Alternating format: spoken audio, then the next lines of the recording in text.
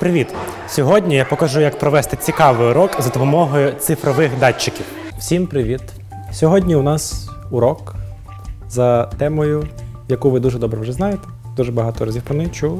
А зараз спробуємо про неї подумати ще раз, використовуючи ось ці от датчики і електронні лабораторії. Тема – це тиск. Цифрова лабораторія Ейнштейн – це набір датчиків в комплекті з планшетом, на який в режимі реального часу демонструються результати вимірювань. Тут бачимо ліворуч числові показники, і посередині буде графік. Цей блок буде приймати через ось цю трубку дані з якогось експерименту, який ви мені зараз поясните, як працює, бо ви ж догадалися.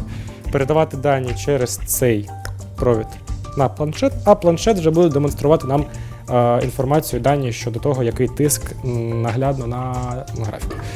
Дивіться, я вам роблю невеличку підсказку, а далі ви самі розвиваєте думку, що з цим робити. Оця пробка, вона має два виходи. Перший – це термопара, яка міряє температуру водних розчинів. Ось ця паличка.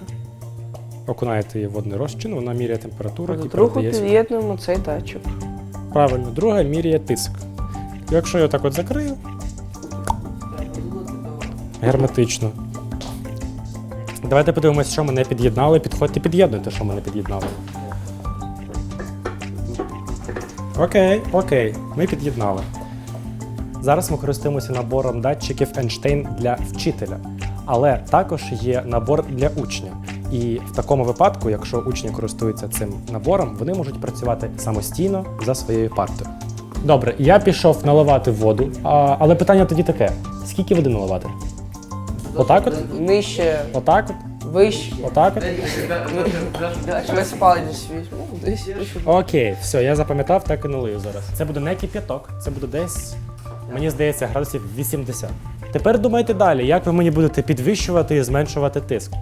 Важливий момент. Разом з датчиками вчитель отримує методичний посібник з заняттями по всіх темах, де можна використати датчики. Як ми можемо знизити температуру ось цієї колби? Без льоду? Наше нам льод, в якого температура 0, якщо можна використати воду, в якої температура теж 0. А як знайти воду? Просто береш Холодну воду? холодну воду. Якщо ми просто опустимо цю колбу в воду. Опускай колбу в воду. Давай я тобі допоможу. Піднімай колбу і дивись на графіки. Щось буде змінюватися чи не очень. Де в тебе міряє тиск? Тут? Ось тут. Вот. Як можна оцю частину колби охолодити? Полити. Полити. Чим? Водичкою. Якою? З чого?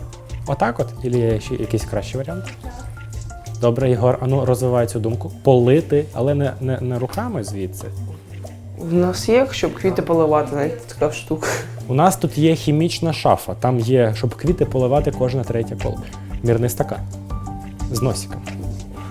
Ще один важливий момент. Гарантійне обслуговування. Гарантія на цифрову лабораторію Ейнштейн 12 місяців. Поливаєш шприцем. Тільки не на датчики. Графік змінюється чи ні особо? Так, змінюється.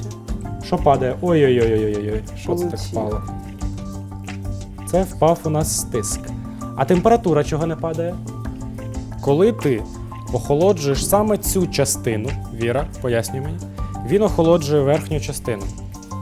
Рома, будеш зараз теж мені допомагати. Тиск падає. Звідки заміряється тиск? Трубочка звідки? Два варіанти: з води чи з повітря. Повітря.